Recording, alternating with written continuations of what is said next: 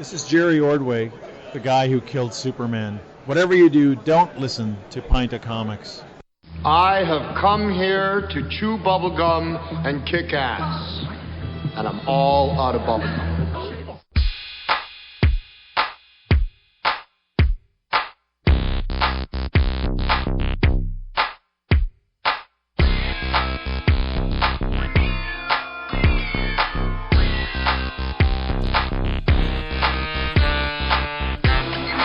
Oh, that's right. It's another Sunday night.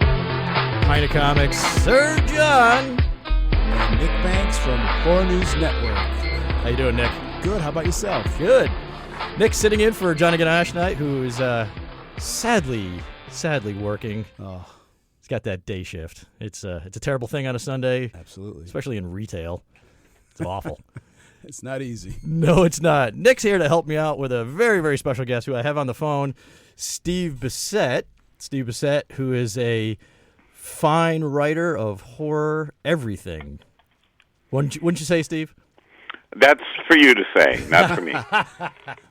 It's true. Steve, this is your third appearance on the show, and I just want to say this. Every time you come on, I never have Johnny Ganache with me. He is always miserably... I take it personally at this point. Yeah. I mean, 3 times, I would say, yeah. I mean, he's so sad.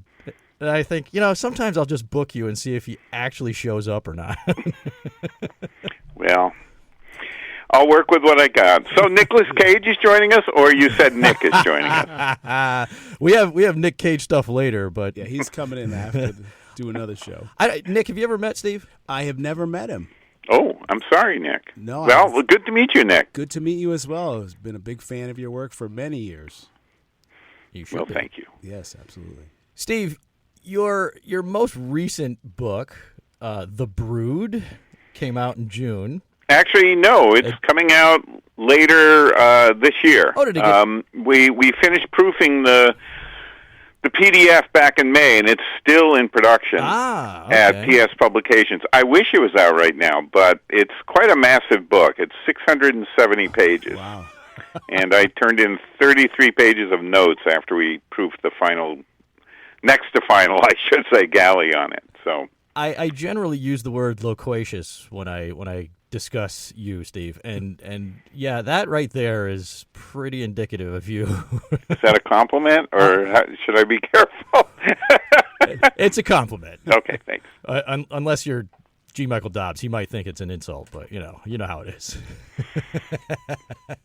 Well, the book should be out soon. They've had it for quite a time, but it is a massive volume. It's about, I think it's 5 times the length of the usual midnight movie monograph that Neil Snowden and the Electric Dreamhouse team have been putting together. So it was quite an undertaking for them. And explain to our fine listeners what The Brood is. Back in 1979, New World Pictures, which at that time was owned by Roger Corman, released David Cronenberg's third horror film. It was his 4th feature film, but his 3rd horror film, and it was entitled The Brood. And for the first time, David Cronenberg, who had started making films in the late 60s as part of the Canadian underground movement, such as it was at that time,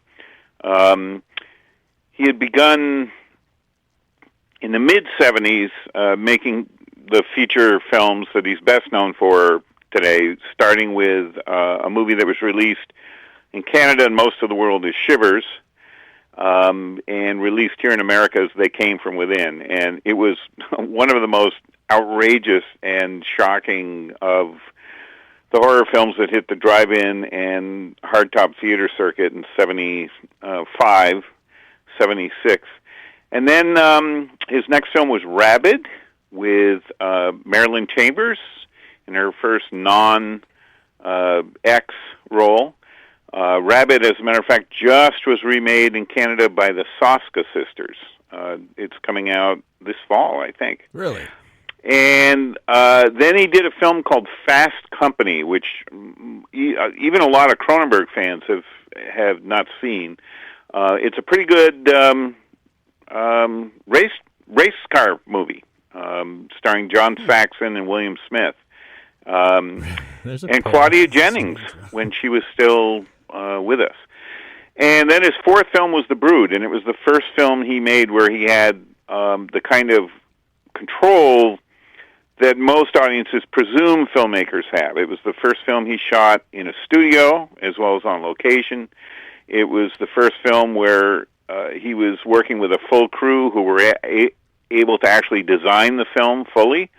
His earlier films, they'd done a lot of it on the road, and when you're making indie film on the road, you work with what you find in a lot of cases. So The Brood was really a breakthrough film. Starred Oliver Reed and Samantha Egger, and Oliver Reed plays a psychologist, psychotherapist who has developed a new form of therapy that he calls psychoplasmics. And his practice is set up almost like a cult, the kind of cult that existed in California and other parts of that world, of the world at that time. Usually in the 70s, it would involve, meditation, alternative forms of healing therapies, and so on. And Cronenberg sort of spun that into a story in which psychoplasmics has led to a woman, played by Samantha Egger, having externalized her inner rage. And the title of the film refers to the little creatures she has spawned that when she's angry at someone, they go out and they take care of that anger. Very, very Cronenberg. Very Cronenberg, and very creepy film in its day. It was not a big hit, but it did pretty well, and it resulted in the bankrolling of his next film, which was Scanners, and that was his breakthrough film in 1981. Scanners was a huge hit. And that was a huge hit, not only on the big screen, but really in the video market. It was huge. Yeah, and cable. Scanners was everywhere. And it's one of those memes that you see on social media now, right? Like everybody has found some way to spin the exploding head. Yeah. It's been out there. I think the most recent version I saw was Trump's face on the exploding head. So, and that may have just been a couple of weeks ago. So yeah, it could have been. Why did you go with out of all the Cronenberg ones? Did you select The Brood because it's that one that kind of really, after that you get all of the Cronenberg films that people just sort of gravitate towards? Well, no, the factor for me was The Brood was a really important film for me personally at the time. When Neil Snowden, the founder and the editor of the Midnight Movie Monograph line, first reached out to me by email asking if I would like to be one of the authors contributing to this series, he had asked, would I do Carnival of Souls? And I said, sure, I'll do Carnival of Souls. I love that movie. I first saw it when I was a teenager on late night TV when it wasn't particularly well known. I've shown it on college campuses and so on in the years since. But I asked him if I could do The Brood first because it was, as a film, it was more important to me.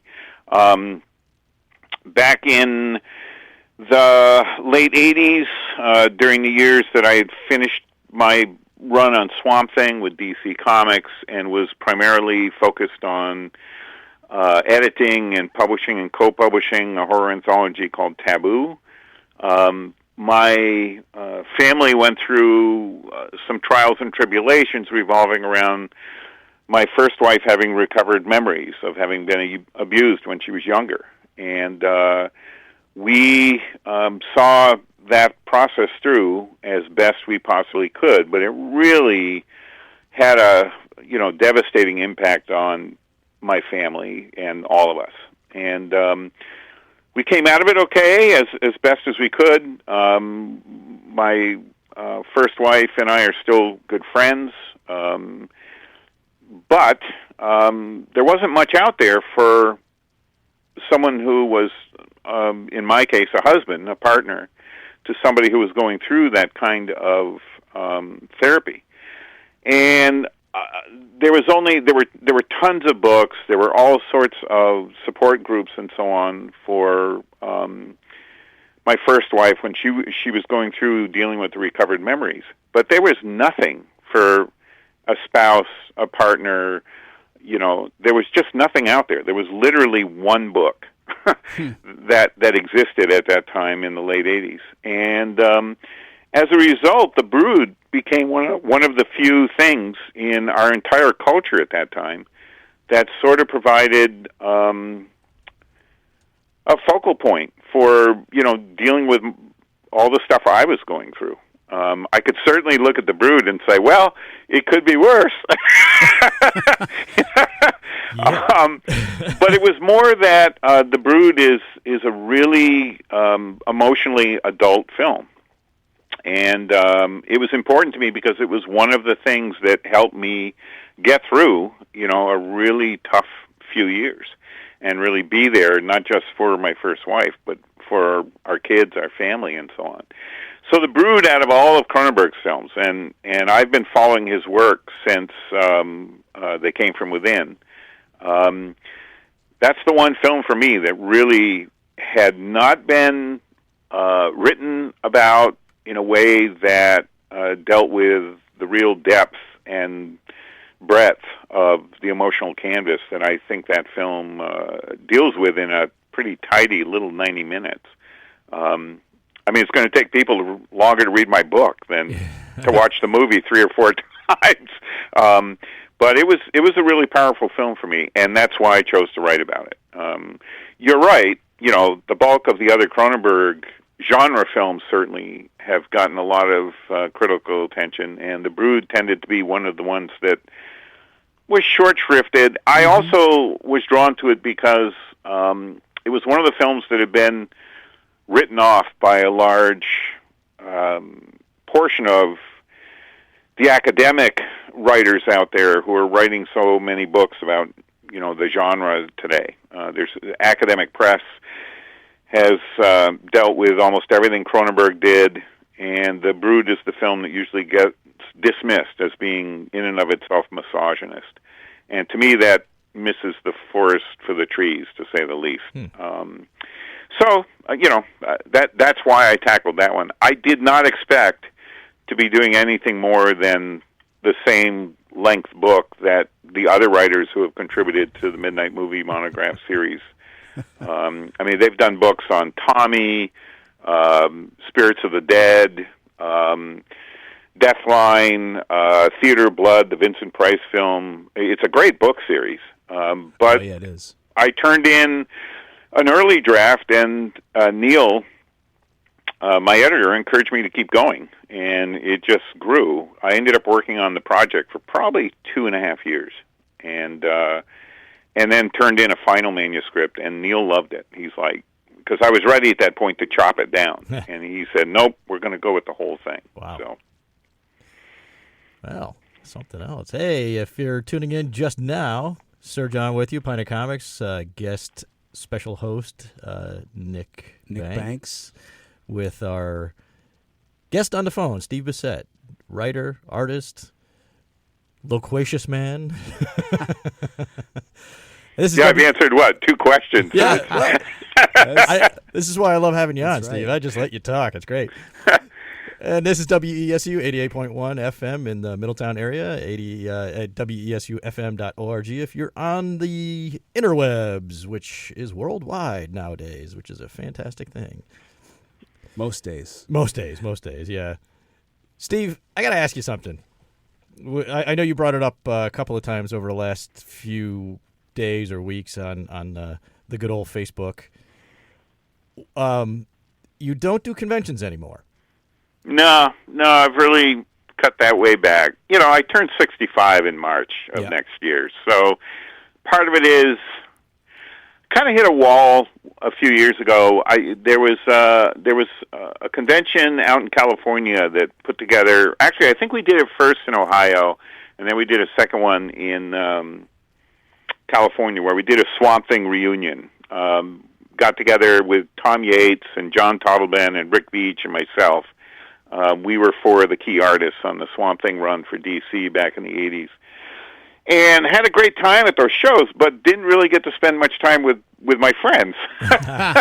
And John and his wife Michelle and my wife Marjorie and I decided, if we're going to put the time and the energy into that kind of travel, why don't we just get together? And starting 3 summers ago, I took a trip in my car, drove out to visit John and Michelle in Erie, Pennsylvania, and I tied the trip in with a whole research trip to help me reacquaint myself with the new forms of paleontology out there. I spent some time with a paleontologist friend of mine, Dr. Michael Ryan, spent some time at a couple of museums, including pulling together reference materials on some of the newer discoveries on Tyrannosaurus rex and some of the other animals that were contemporary to T-Rex.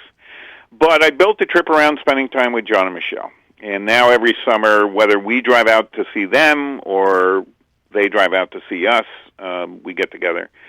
So for me, that's more pleasurable than a convention. I did conventions starting in 1977. I schlepped, I don't know how many tons of boxes of comics and books and artwork and so on. And I'm pretty available, on social media. I'm on Twitter. I'm on Facebook more. And my whole life now that I'm teaching at the Center for Cartoon Studies, where I've been teaching since 2005, is like a never-ending convention, my friends. I mean, we start beginning of September every year, and graduation comes in May, and I've just spent a pretty intensive 2 semesters working with a dedicated group of cartoonists of all ages, from 18 and up, and it's like a super con, if you will. So, if you want to spend time at a convention with Steve, apply to the Center for Cartoon Studies, and you're going to have more of me than you ever wanted. Speaking of teaching, Steve, you were, I believe, the first graduating class of the Kubert School. Yes, correct? yeah.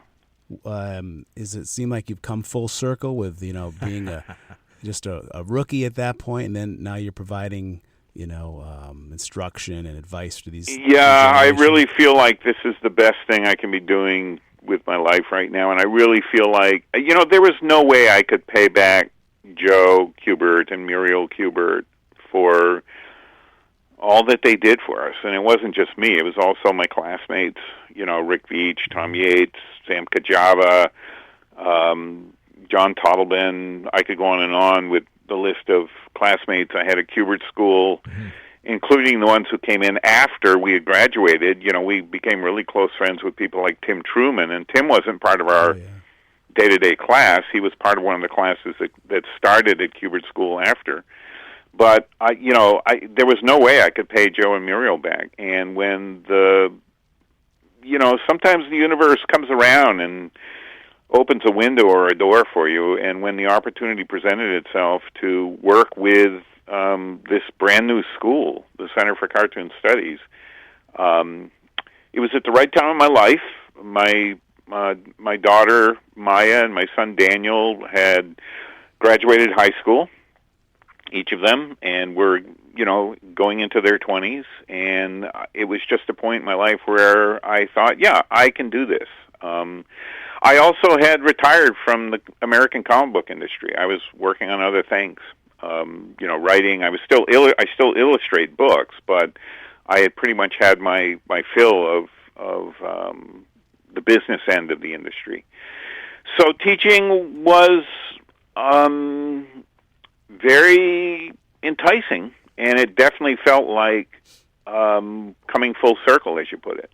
Like I benefited from the sacrifices that Joe and Muriel had made, all the teachers who worked with us. Yeah, it was a job for them. They were being paid, but, we really were in sort of an apprenticeship program. And teachers like Dick Giordano and Rick Estrada and Lee Elias and everyone at the Kubert School that spent time with us in the classroom, this gave me an opportunity to return that favor, if you will, and I love it. The 1 year I had to take a semester off, I had earned my sabbatical.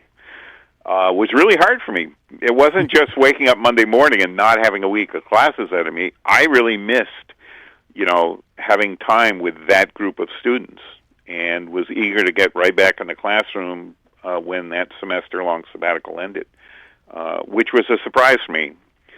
But I'm going to do it as long as they'll have me and as long as I'm able. That's great. I have to say, for anyone listening, for all the names that were dropped over the last 15 minutes, go ahead and search them out, because every single one of them has great creations out there and things to bring to the table for every single person that's interested in investigating it. I would say, anyway. I don't know about you, Steve. I agree with you. You also had a book that came out recently, or last year actually, the Cryptid Cinema. Oh, yes. Yeah.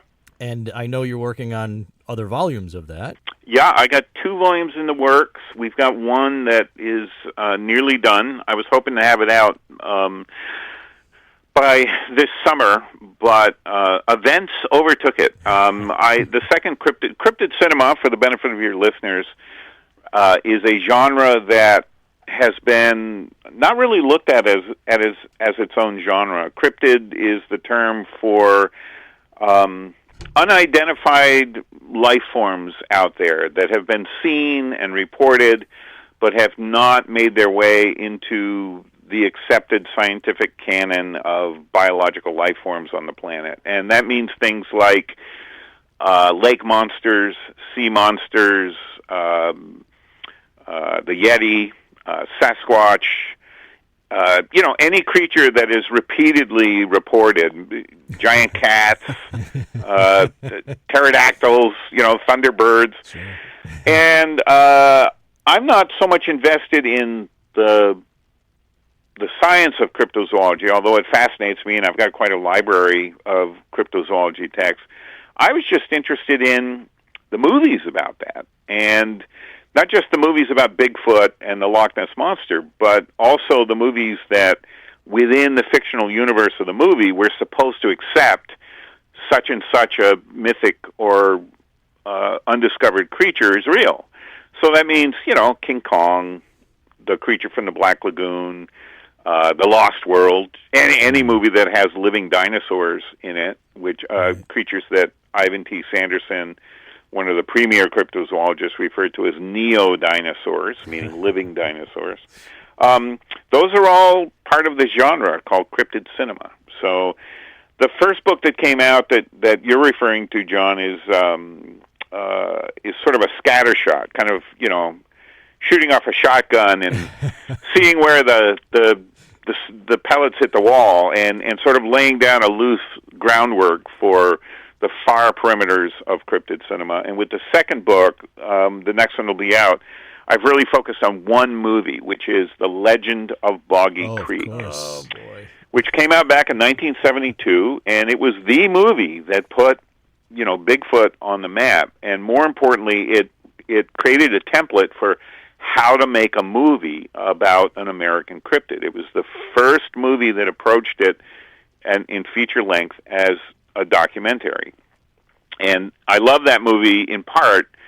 I love it as a monster movie, but it was a big hit because it was about the people. It was about this little area in Texarkana on the border of Arkansas and Texas, where people have been reported this creature that came to be known as the folk monster, Fouke, referring to the area. And there had never been a movie like that before, and it changed everything. And now that template is everywhere. You turn on Animal Planet, you turn on Discovery Channel. How many shows have there been that, are people out there looking for Bigfoot? Yeah. Or let's go interview the people that saw this and this.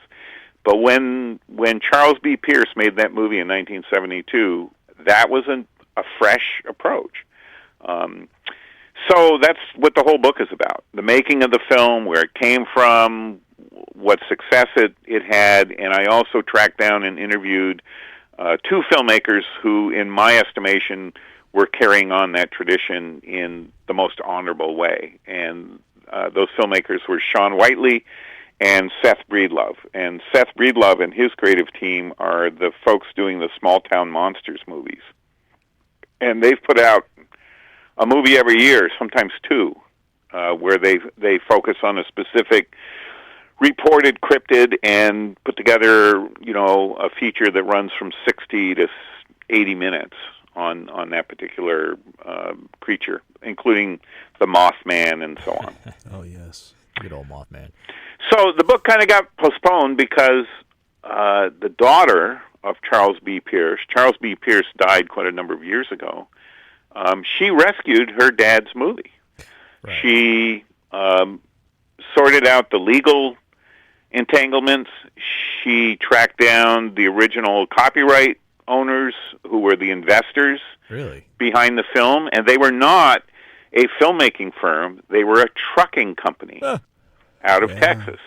And she began working with the Eastman Kodak House in Rochester, New York, and they fully restored Legend of Boggy Creek to its original Technicolor, Technoscope, widescreen glory, restored the soundtrack, fully rescued that movie. And Pamela and her family are releasing it on Blu-ray later this year. Okay. I had heard about the restoration. I didn't know if it was out yet, so it's coming out later. Okay. Well, they've been showing it. What they did back in June is Pamela re-premiered The Legend of Boggy Creek in two of the theaters that her father had originally test-marketed the film in. And they were still open. They still existed. One of them had become a local arts group that used that hall for film and for concerts and so on. And the other theater was a movie theater that needed some work, but had been also regionally rescued. And she was able to reopen the film in both venues. And one of them was the original theater in Texarkana, where her dad test-marketed the film, essentially four-walling it himself. Four-walling was an industry term to referring to you rent the entire theater. You rent all four walls. Yeah. And the theater keeps what they sell at concessions, but you keep the majority of the box office because you're renting that space for that exhibition. And that had done well enough when Charles Pierce test-marketed it that a southern-based distributor firm called Howco International, who had been releasing, exploitation and drive-in movies since the early 50s, they picked up the film and got it out there nationally. And it became a huge hit in 72. It played in theaters and drive-ins from 1972 until 1975.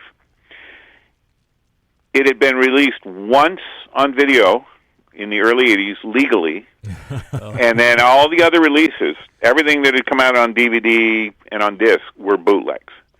So Pamela not only restored, rescued, resurrected her dad's movie, she had to track down every one of those bootlegs and, shut them down one by one. And that is a daunting process. Very much so. So I tabled the book so that I could, once it's out, I'll be able to chronicle what Pamela has done as well to rescue the movie, because it would have been premature to put a book out without the end of the story.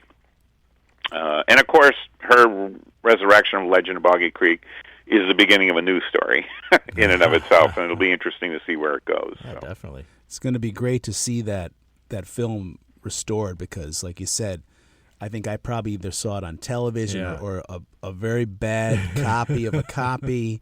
Yeah. I mean, anywhere any of us have seen it, Nick, John, it's been pan and scan, color all washed out, the sound, terrible.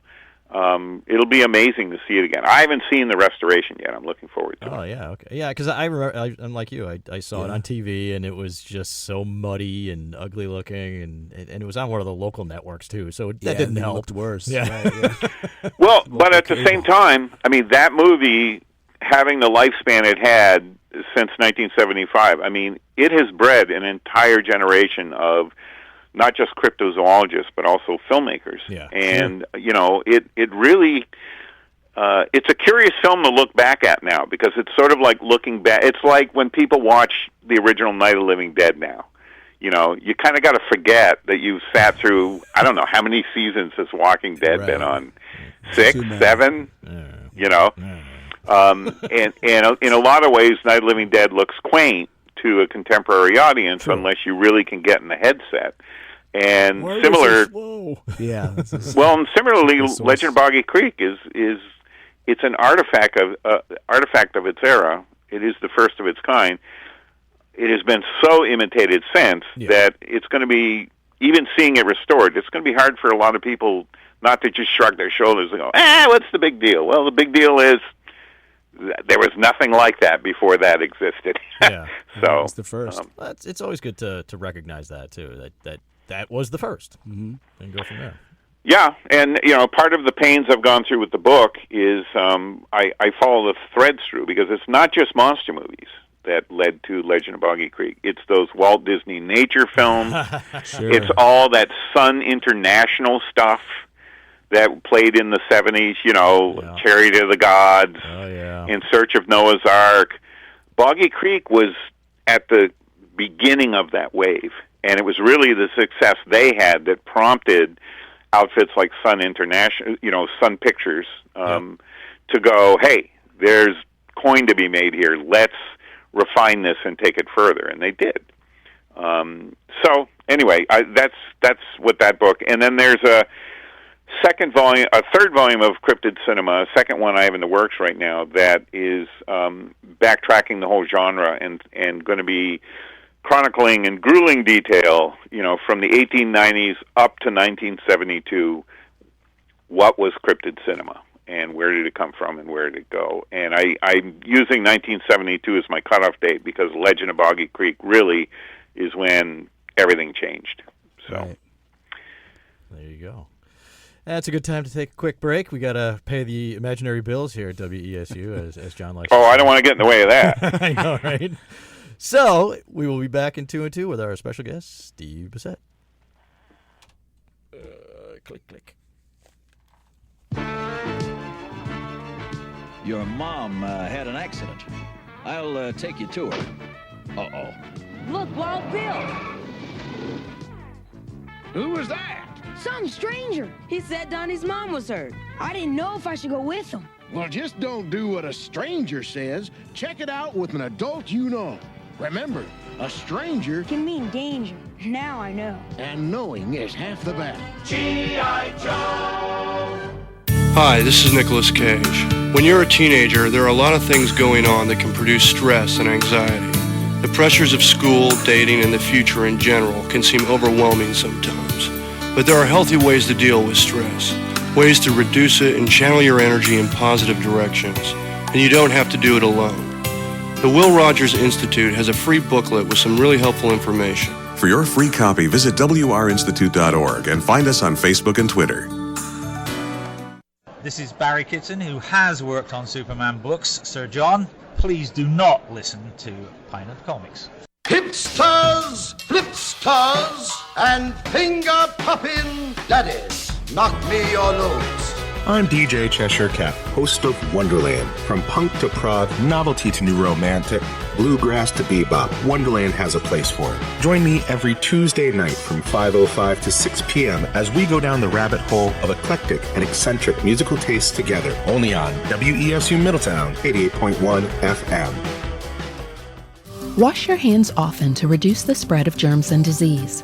To wash your hands properly, wet them, apply a quarter-sized amount of liquid soap, and rub them together for about the time it takes to sing the Happy Birthday song twice. Wash the front and back, in between your fingers, and under your nails. Dry them with a paper towel if possible, and then use the paper towel to turn off the faucet and open the door. If soap and water aren't available, use an alcohol-based hand sanitizer. A message from the CDC. Welcome back to Pint of Comics. Sir John with you, special guest host. Nick Banks from Horror News Network. Horror News Network, a fine internet presence, and those that put on the great CT Horror Fest that we were Yes. just at a couple of weeks ago. That's right. Yeah, we had a very good time there. Yeah, we did. And you can catch a lot of those videos that we filmed on our YouTube channel if you're really interested in looking at it. You can find Pint of Comics on YouTube and the interwebs at the pintofcomics.com page, where we don't do much right now but share out the podcast and the radio show. And that's a lot. That's a lot right there. It kind of is. At some point, I got to get back to writing again, but I need to take that whole site apart, brick by brick, and rebuild it. But we'll get to that, and I can do more reviews. Steve, while we were playing the great PSAs that I selected for the evening, including Nicolas Cage, I noticed. Yeah, he showed up. I have a great Harry Anderson one too, but it's all about how you go out walking and get your heart rate up, and unfortunately, it's not really good considering how Harry Anderson passed away. It was funny. At the top of your show, you had the Sparky. Yeah. There was actually a comic we did when we were at the Kubert School. Which was a Sparky the Fire Dog comic, a PSA comic. Really? Oh, that's fun. Yeah. Rick Beach did more in it than I did, but it was hilarious because we'd work on those projects, and of course they all came out. Joe Kubert would supervise the thing, so they all came out looking like Joe Kubert comics. Right. So it was probably the best Sparky the Fire Dog ever looked. Best, no doubt. Now I have to find a copy. Right. Good luck trying to find PSA comics these days, because no one. Hey, now there's an esoteric niche that Definitely is. I mean, every now and again you'll find one of the Captain America ones that it's how to properly eat your food and things like that. Yeah. There's this great antique place up in Maine that my wife and I, every spring we'll head up to Maine for a weekend and just get away from it all. And there's antique places, and there's one of them where the dealer always has a lot of, PSA type comics. So it's like the story of electricity. Oh yeah. History of the Air Force, and I'll come across those, and it's like, oh, $5, that's not too bad. But when am I ever going to read this thing? Really? But it's you find comics there by Alex Toth and Frank Thorne, and that's cool stuff. Hey, you got to pay the bills. That's how that works. Yeah. Yeah. Steve, while we were listening to the PSAs, we were talking about some of your works like Taboo and Tyrant, and we're just wondering what's going on if you're ever going to do anything with those old. Yeah. What I did over the summer, I think it's okay for me to publicly talk about this right now. Over the summer, I've been working with my friend Joseph A. Citro, who's a horror novelist and Vermont and New England folklorist. And last fall, our publisher that Joe and I had worked with, the University Press of New England, who was associated with Dartmouth College and a number of other Ivy League colleges, they went under. And I drove up the very day the story appeared in our local paper. I drove right to their office and said, okay, we got to talk about rights reversion and buying all the backstock. So Joe Citro and I have reacquired the rights to two of our books, the Vermont Ghost Guide and the Vermont Monster Guide. And the Vermont Ghost Guide had done very well for University Press of New England. It had been in print since 2000. We did the book in 1999. It was published in 2000. So it was out there in New England bookstores for 19 years. I have the Vermont Monsters Guide. It's great. Yeah. Well, thank you. Yeah, and the Ghost Guide was a smaller book. It was like a standard paperback size, and we designed it as kind of a pocket guide, something you could use to travel the state if you wanted to visit some of the places we wrote about. But we loved the Monster Guide. Yeah. That was the one we loved the most. The bigger format, more illustrations. So what I worked on over the summer, this summer, was illustrating the new stories that Joe put together, and we're going to put out sometime in the coming year a revised, expanded edition of the Vermont Ghost Guide, the Vermont Ghost Guide. And I've done about 27, 28 new drawings for it. Joe came up with about 30 new stories, and we're retaining the original stories and illustrations that were in the first editions. And that was my summer project. I've also been working on two new Tyrant stories that'll come out in some form in the next year or two.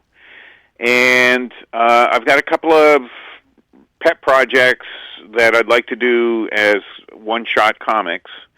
I won't say anything about those because I don't want to curse them. Right. And, the other stuff I've done includes contributing to some of the CCS anthologies that the students put together. The CCS, Center for Cartoon Studies, where I teach, the students right now, are in convention season, and then they'll be back in convention season in the spring. And every now and again, I'll get invited in on some of their anthologies, so I'll do a cover or a short piece for them. So I've ended up doing a fair amount of comics work that people aren't aware of, unless you go to those tables and pick up those books, including Western. I did a Western story for one of the anthologies, an anthology called Dead Man's Hands. I did a zombie story with my son, Daniel, that appeared in a British anthology from Accent UK. What was the name of what was the title of that? What, the zombie anthology? Yeah.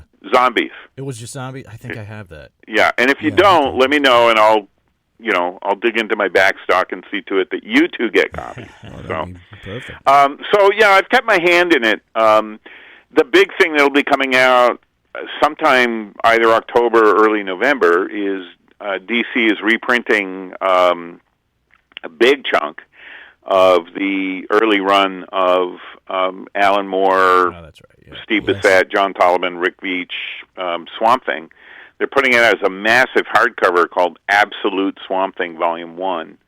And it's been recolored and retooled, and I wrote a long afterword for that, which covers what our end was like, what it was like working on that book as the artist on the book. So for that collection, is it just starting with the Alan Moore stuff? Is it not doing the earlier? It's starting with number 20, which was Alan's first issue, penciled by Dan Day, considerably redrawn and inked by John Tollivan. And they've already done a big hardcover of the Marty Pasco years. Yeah, okay. Mm-hmm. And that large hardcover has been available for, 2-3 years now.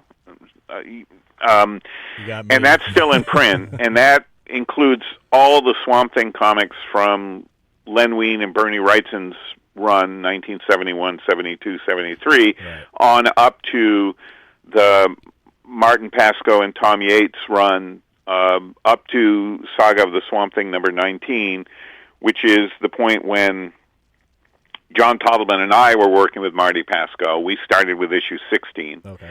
So this new Absolute Swamp Thing is in that same massive format. It's like $100 book. Yeah, those Absolute versions they're beautiful books. Yeah, so so that'll be putting a lot of my past work back into circulation big time. And we do earn royalties off those. That's good to hear. To know. Absolutely. And it was also, I can't get off the show without mentioning, we don't get anything for it because we didn't create Swamp Thing. Right. But it was very cool to see the TV series that was streaming. Yeah, I watched most of it. I haven't finished it yet. I think I got 2 or 3 episodes left to watch. It was interesting. It was good in ways. It's the best of all the Swamp Thing anythings on any other media. That is true. You're right about that. And I've watched them all. The cartoon show, the series that was on back in the 90s. The USA show, which went on for years, it seems. It went on for quite a while, and so this was my favorite of all those.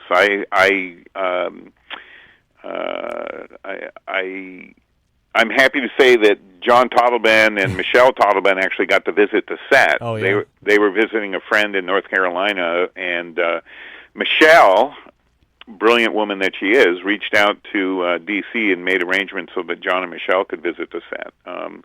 I wish Marge and I had been able to do it, but part of what you asked me earlier about conventions, another part of the reason I stepped out of conventioning is between September and May with my teaching. Yeah. It's tough. It's tough, yeah. And John and Michelle visited the Swamp Thing set last, I think it was November.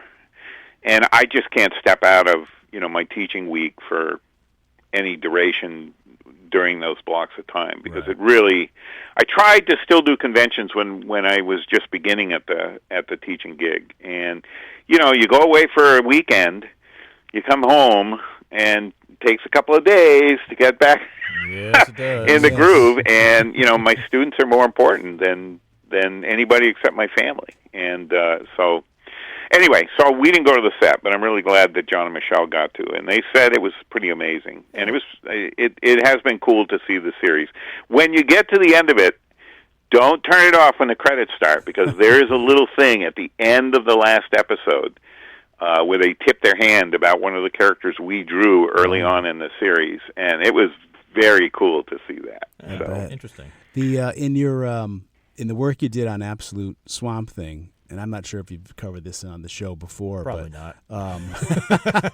Do you get into how you actually, how the opportunity came up, or you're on the book, but as far as with Yeah, I do get into it. I mean, the way we got into the book, just so you know, is Tom Yates was one of my Rick's and my classmates at the Kubert School, that pioneer class that started in September of 76 and graduated in the spring of 78. And Tom Yates was the one of us who broke through at DC. We had all been going up to DC and Marvel and heavy metal with our portfolios, and I was the first one to get a foot in the door at heavy metal. I was the first one to get a foot in the door at Marvel, but we could not get work at DC. There was something going on up there, some kind of axe somebody had to grind with Joe Kubert. Ooh. And we would go up, we would do interviews, but we just wouldn't get work. And it was doubly weird because, as part of the work program at the Kubert School, we were drawing backup stories for Sergeant Rock. So our work was appearing in DC Comics, but we couldn't get a gig with any other editor. And it was Tom who broke through that glass ceiling and began doing freelance work for DC. He had, he did artwork for a couple of stories that appeared in anthology titles like Tales of the Unexpected. Yeah. And then he got the gig on Swamp Thing, and that was because Len Wein was the editor up there that really took a shine to Tom's work, and Len also had, shown interest in Rick Veitch's work and John Totlebin's and my own.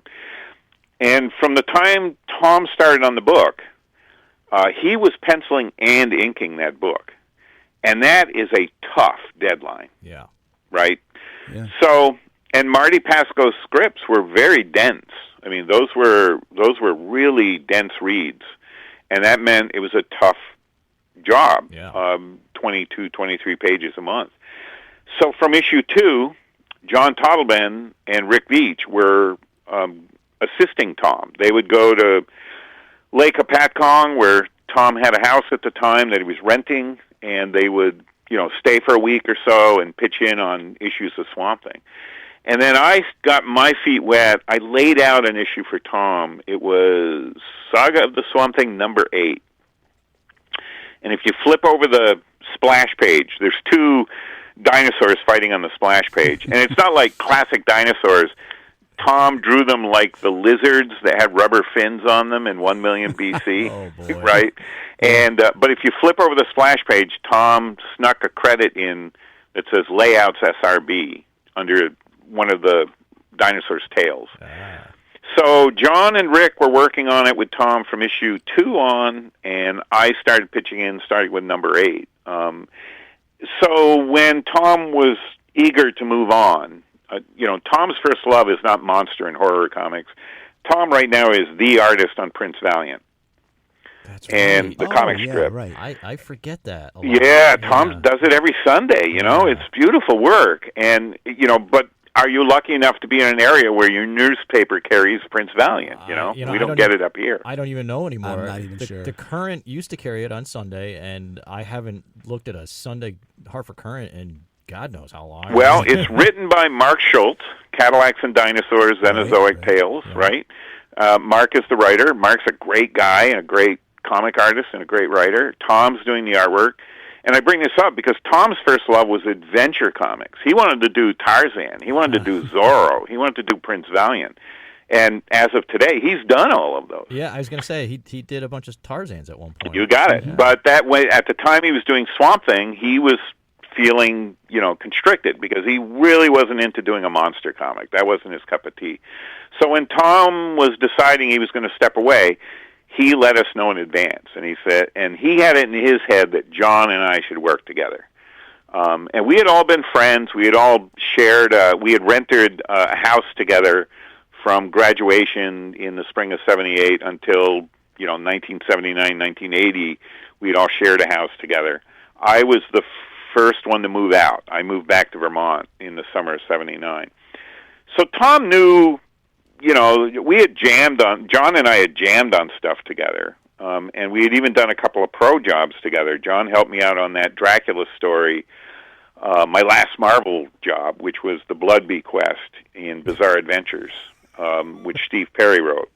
And so Tom was the one that said, you two, John, Steve, you should work up some pages to show Len. And it all came together when our friend Tim Truman, who was freelancing for TSR on Dungeons and Dragons, Tim put together a gig where we were going to get together at a hotel in New Jersey. He had rented rooms for, I can't remember if it was a 1 week or a 2 week gig. And we went down, we got together, and during the days we would work on designing these Dungeon and Dragon toys that were going to come out. And we had to do the model sheets, complete turnarounds. Front, side, back, close-ups of faces or whatever of these Dungeon and Dragon figures. And at night, John and I would sit in our rooms, and we would jam on sample pages of Swamp Thing. And we did a set where John penciled and I inked, and we did a set where I penciled and John inked. And at the end of that TSR stint, we went into New York with Tom and presented them to Len Wein. And we found out later we were up against some big guns. Dave Gibbons had tried that. Really? Wow.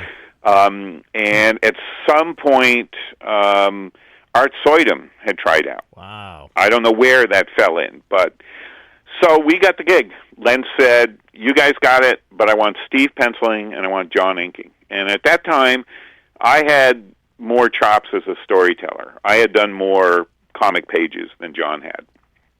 John had a much richer pen and ink line and a much richer painterly canvas than I would ever have. So Len looked at our work and went, Steve's the one doing the pencils. He's the one primarily breaking the pages down from the script. John's doing the inks. And that was how the team came together. So it was really Tom that put that one together. And magic was born. Magic was born. Sure was. And we were very thankful.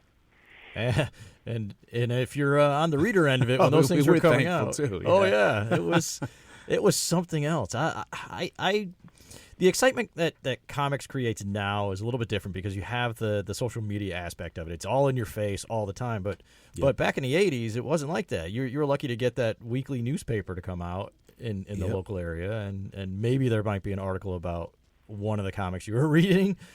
Boy, that was pretty rare back then. Yeah. Right. I mean, back then it was, Comics Journal and Amazing Heroes, and there was the fanzine Comic Reader. Right. Comic Buyer's Guide was the only weekly publication, right. And that was it. I mean, no internet, no social media. That was your letters page. That was it. And the letters page. You're lucky to get anything in there. And it's funny too. Like people go back and they look at the old letters pages, and you'll find announcements for comics that never actually came out and things like that. So that happened all the time. Yeah. That happened all the time. And for us, it was really word of mouth. The retailers were the ones who put Swamp Thing on the map. Yeah. It was really the comic shop owners they were seeing the work first. It's the comic shop owners that were, opening up the bundles, opening up the boxes, and seeing the books first. And they were the ones that spread the buzz. Right from Swamp Thing 20, and especially issue 21, the anatomy lesson. It was the retailers. And DC, Swamp Thing was near cancellation. There was no reason for DC Warner to put a cent behind that book. And as a result, they didn't send us around the country. It was the retailers and the convention organizers. John and I didn't have the means to go to the shops and go to the conventions. You know, our trips, our hotel rooms were covered by the comic shop owners and the convention organizers.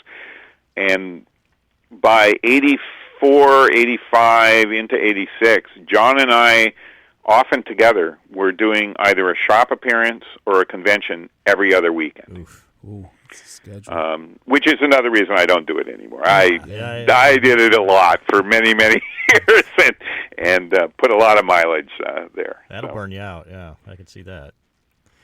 But hey, it was great comics. Still is great comics. Hey, we do our best, and it'll be interesting to see it out in new form.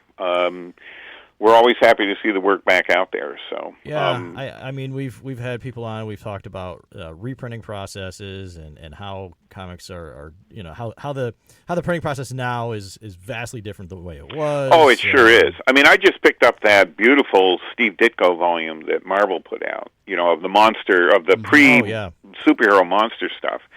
And you know, I dig out the old comics. I've still got copies of the original run and. As you say on your show, you've already discussed things like how the paper stock changes the look of the color and so on and so forth.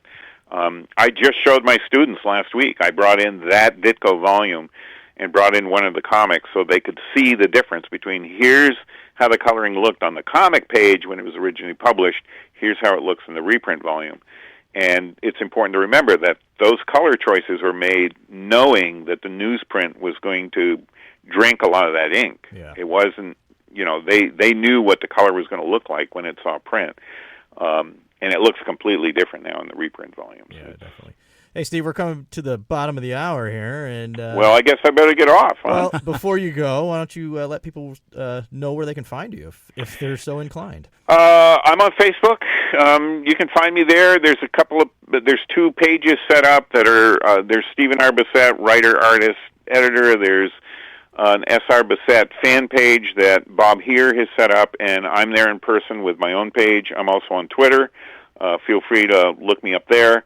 I've got new work out via Arrow Video. They just released a box set of the American Horror Project Volume 2, and one of the folks in your circle, I believe, Marty Langford, the filmmaker who did Doomed, the documentary about the Roger Corman Fantastic Four movie, shot a special bonus feature with me here in my studio that's in that box set for the movie Dark August, which was shot here in Vermont. Very cool, very cool. And I got Absolute Swamp Thing coming out from D.C. within the next 4 or 5 weeks, and the Brood book will be out soon from PS Publications. They are a British publisher, but you can go online if you type in David Cronenberg's The Brood and my last name Bissette. It should take you right to the Midnight Movie Monograph pre-order page. Very cool. And you can pre-order the book.